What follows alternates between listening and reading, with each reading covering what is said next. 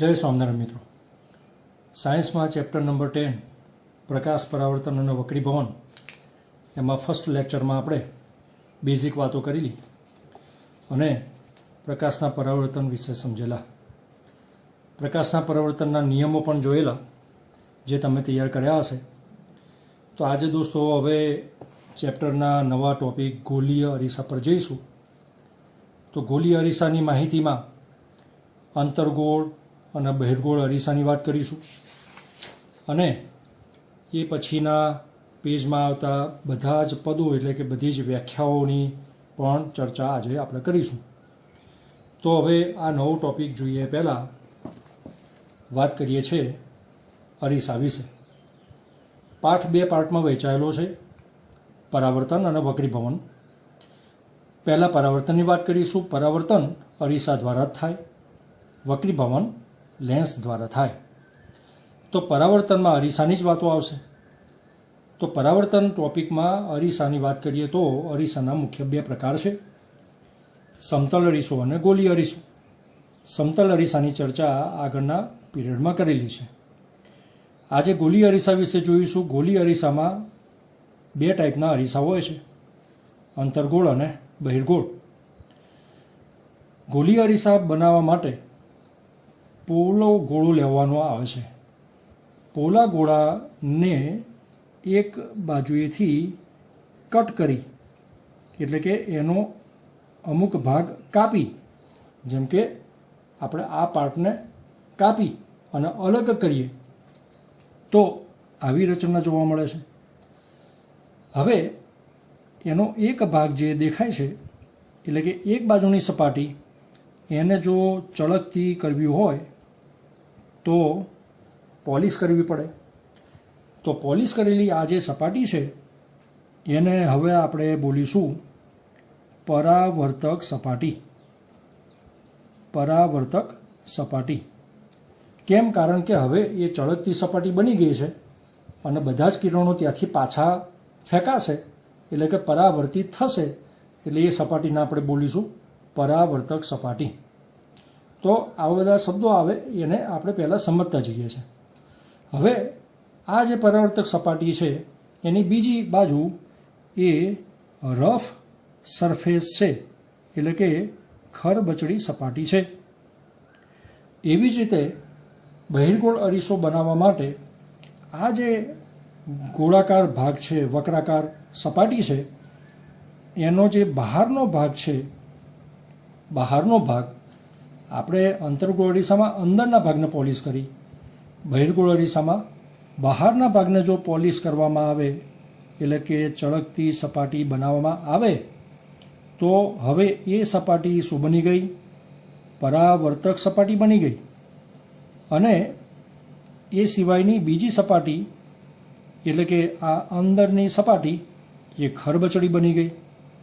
તો આ રીતે અંતરગોળ અને બહિર્ગોળ અરીસો બનાવવામાં આવતો હોય છે। હવે અંતરગોળ અરીસાની વ્યાખ્યા એ જોઈએ છે તો જે ગોલીય અરીસાની પરાવર્તક સપાટી અંદરની તરફ વક્રાકાર હોય તેને અંતરગોળ અરીસો કહે છે। બહિર્ગોળ અરીસાની વ્યાખ્યા, જે ગોલીય અરીસાની પરાવર્તક સપાટી બહારની તરફ વક્રાકાર હોય, વક્રાકાર એટલે કે વળેલી હોય, તેને બહિર્ગોળ અરીસો કહે છે। तो अंतरगोळ और बहिर्गोळ अरीसानी व्याख्या कम्प्लीट करी।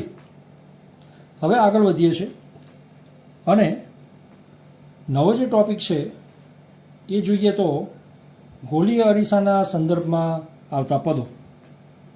गोलीय अरीसाना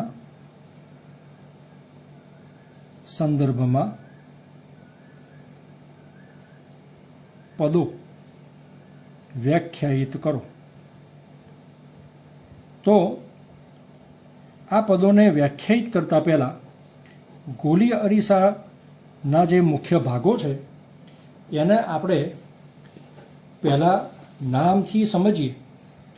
तो गोलीय अरीसो एटले के आ गोळाकार पोलो गोळो एनो कापेलो एक भाग, ए जे कापेलो भाग है एमां मानी लो कि અહીંથી અહીં સુધી આ ભાગને કટ કરેલો છે તો ઉપરના ભાગથી નીચેના ભાગ સુધીને શું બોલાય છે? એટલે કે આ વક્રાકાર સપાટી જે છે એમ ડેશ એને આપણે બોલીએ છીએ દોસ્તો દર્પણમુખ. દર્પણમુખ. તો અરીસાના બધા જે ભાગો છે એના વિશે આપણે જોઈએ છે. તો આ થયું દર્પણમુખ. દર્પણમુખનું જે કેન્દ્ર છે એને બોલીએ છીએ ધ્રુવ, અને ધ્રુવની સંજ્ઞા છે પી. તો ધ્રુવ અને ધ્રુવની સંજ્ઞા પી છે. એ પછી આ જે ગોળો છે પોલો ગોળો એટલે કે અંદરથી પોલો હોય, નક્કર ના હોય. જેમ કે ગોળા ફેંકની રમતમાં લોખંડનો ગોળો એ નક્કર કહેવાય, પણ અંદરથી પોલો હોય એવો ગોળો, એનું જે કેન્દ્ર છે એને આપણે બોલીએ છીએ વક્રતા કેન્દ્ર. વક્રતા કેન્દ્ર, જેની સંજ્ઞા છે સી. તો વક્રતા કેન્દ્ર એની સંજ્ઞા સી છે. હવે તમે જોઈ રહ્યા છો કે આ ધ્રુવ અને આ વક્રતા કેન્દ્ર એની એક્ઝેક્ટ વચ્ચે અહીં જે બિંદુ તમને દેખાય છે એનું નામ છે મુખ્ય કેન્દ્ર. તો આ થયું મુખ્ય કેન્દ્ર, જેની સંજ્ઞા કેપિટલ એફ છે. હવે ધ્રુવ અને વક્રતા કેન્દ્ર માંથી પસાર થતી જે રેખા છે, અરીસા માટે આવી કોઈ રેખા દેખાતી ના હોય, પણ કલ્પના કરવાની છે કે પી અને સીમાંથી પસાર થતી કાલ્પનિક રેખા, આ જે રેખા છે એ રેખાનું નામ છે મુખ્ય અક્ષ. તો રેખાનું નામ થયું મુખ્ય અક્ષ. હવે તમે જુઓ છો એમાં પી એટલે કે ધ્રુવ અને સી એટલે કે વક્રતા કેન્દ્ર, એ અંતર જે દેખાય છે પી અને સી વચ્ચેનું અંતર, એને આપણે બોલીએ છીએ વક્રતા ત્રિજ્યા, અને એની સંજ્ઞા છે કેપિટલ આર. તે જ રીતે ધ્રુવ પી અને મુખ્ય કેન્દ્ર વચ્ચેનું જે અંતર છે એ અંતરને બોલીએ છીએ કેન્દ્ર લંબાઈ. કેન્દ્ર લંબાઈ એની સંજ્ઞા છે સ્મોલ એફ. કેન્દ્ર લંબાઈ એની સંજ્ઞા સ્મોલ એફ છે. તો આ બધા જ જે નામ તમે જોયા એ નામને હવે વ્યાખ્યા સ્વરૂપે આપણે જોઈશું. તો સૌથી પહેલાં આપણે વ્યાખ્યા લઈએ છીએ ધ્રુવ. પહેલી વ્યાખ્યા ધ્રુવ માટેની છે. ધ્રુવની સંજ્ઞા પી છે. ઓકે, તો ધ્રુવની વ્યાખ્યા જોઈએ. ગોલીય અરીસાના પરાવર્તક સપાટીના મુખ્ય કેન્દ્રને ધ્રુવ કહે છે. ગોલીય અરીસાના પરાવર્તક સપાટીના મુખ્ય કેન્દ્રને ધ્રુવ કહે છે. તેની સંજ્ઞા પી છે. એ પછી વ્યાખ્યા આવશે નંબર 2. ધ્રુવ પછી વક્રતા કેન્દ્ર. વક્રતા કેન્દ્ર એની વ્યાખ્યા લઈએ છે અને એનું સંજ્ઞા છે સી.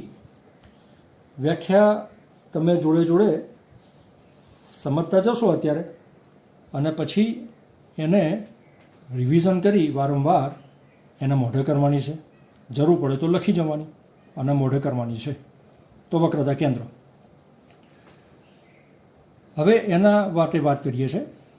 ગોલીય અરીસાની પરાવર્તક સપાટી જે પોલા ગોળાના ભાગરૂપે હોય તે ગોળાના કેન્દ્રને વક્રતા કેન્દ્ર કહે છે. અહીં તમે જોઈ રહ્યા છો કે આ જે પોલો ગોળો છે એનું કેન્દ્ર સી છે, એટલે એને આપણે બોલીએ છીએ વક્રતા કેન્દ્ર. સંજ્ઞા સી છે. નંબર 3. હવે આવે છે વ્યાખ્યા વક્રતા ત્રિજ્યા. વક્રતા ત્રિજ્યા. કોઈ પણ વર્તુળ દોરીએ દોસ્તો, તો એના કેન્દ્રથી વર્તુળના બિંદુ સુધીના અંતરને ત્રિજ્યા કહીએ છીએ. તો એ જ વ્યાખ્યા અહીંયા હવે આપણે જોઈશું. ગોલીય અરીસાની પરાવર્તક સપાટી, આ પરાવર્તક સપાટી એટલે એમ ડેશ. તો વ્યાખ્યા ફરી જોઈએ છે. ગોલીય અરીસાની પરાવર્તક સપાટી જે પોલા ગોળાના ભાગરૂપે હોય તે ગોળાની ત્રિજ્યાને વક્રતા ત્રિજ્યા કહે છે, જેની સંજ્ઞા કેપિટલ આર છે. નંબર 4 વ્યાખ્યામાં હવે આવે છે મુખ્ય અક્ષ. મુખ્ય અક્ષ તો એની વ્યાખ્યા ધ્રુવ P અને વક્રતા કેન્દ્ર C માંથી પસાર થતી કાલ્પનિક રેખા એને ગોળીય અરીસાનો મુખ્ય અક્ષ કહે છે.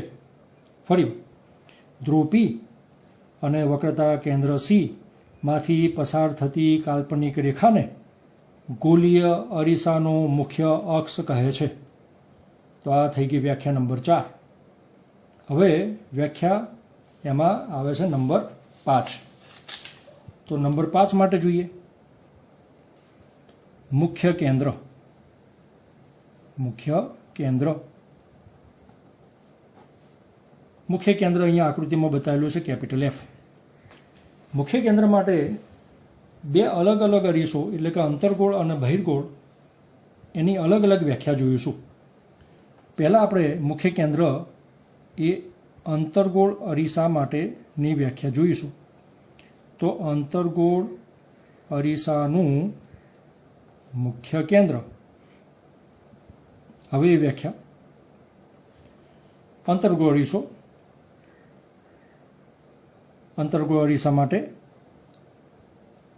આ બાજુની એટલે કે અંદરની સપાટી પરાવર્તક અને બહારની સપાટી ખરબચડી. આ રીતે આપણે બતાવીશું એ ખરબચડી સપાટી છે. તમે જુઓ છો કે આ P છે અને આ C છે. P અને C માંથી પસાર થતી આ રેખા એને આપણે બોલ્યા હમણાં શું? મુખ્ય અક્ષ. તો અંતર્ગોળ અરીસાના મુખ્ય અક્ષને સમાંતર આપાત થતા પ્રકાશના કિરણો પરાવર્તક સપાટી પરથી પરાવર્તન પામી મુખ્ય અક્ષ પરના જે બિંદુએ કેન્દ્રિત થતા હોય તે બિંદુને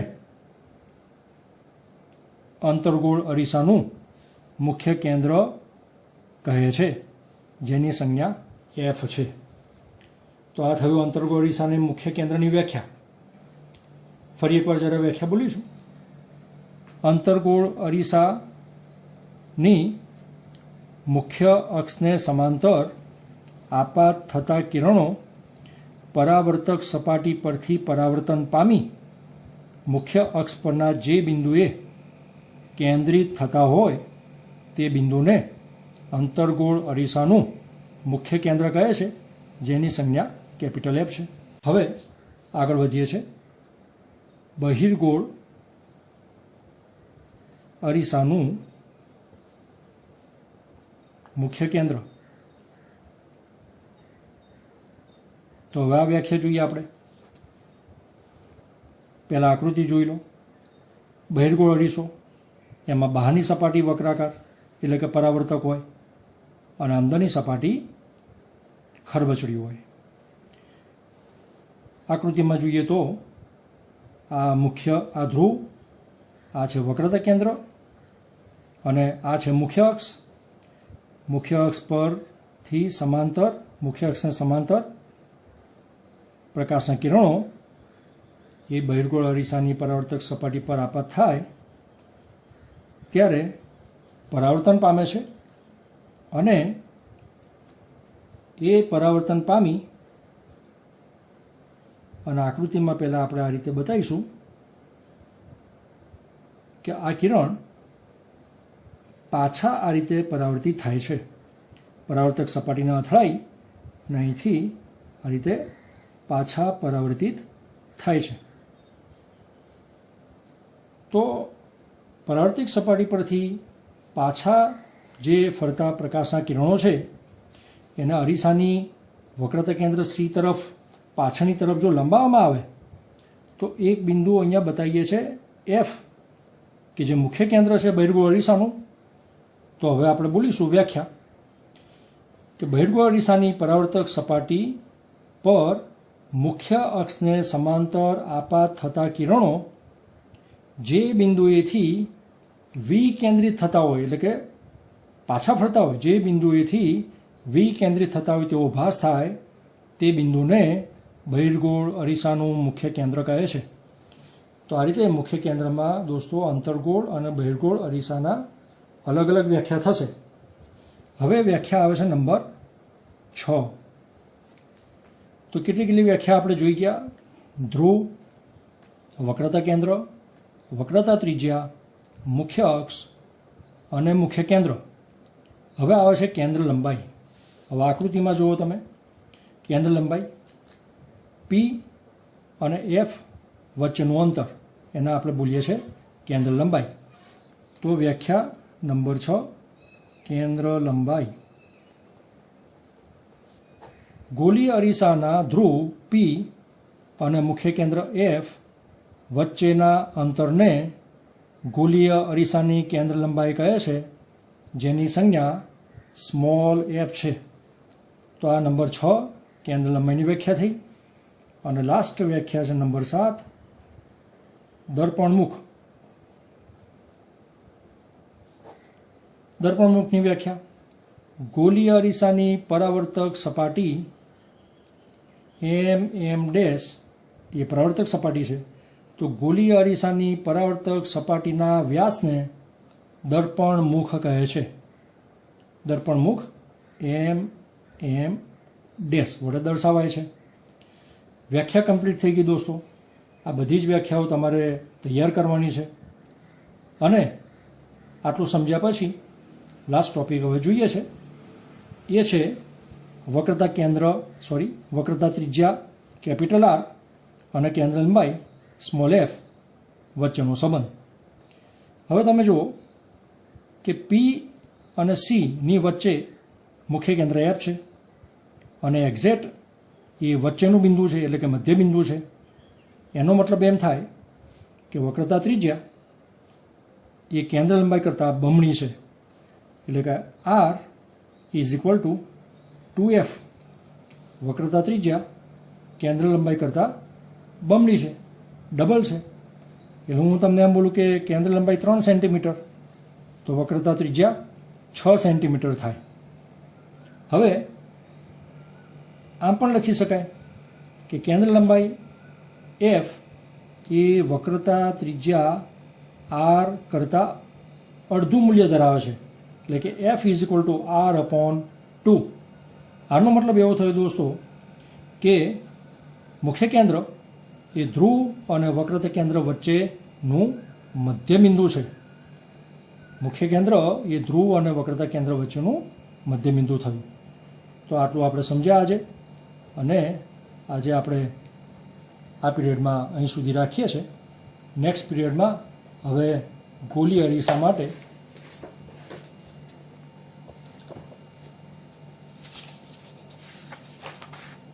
ગોલીય અરીસા વડે રચાતા પ્રતિબિંબ, એના ઉપર હવે આપણે આગળ વધીશું. તો પાઠમાં આપણે ચોપડીના ક્રમ અનુસાર આગળ વધતા જઈએ છીએ.